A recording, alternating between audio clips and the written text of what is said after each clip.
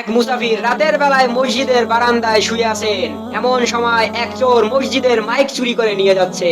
তখন সেই মুসাফির পেছন দিক থেকে চোরটিকে শক্ত করে ধরে চোর চোর বলে চিৎকার করতে থাকলো।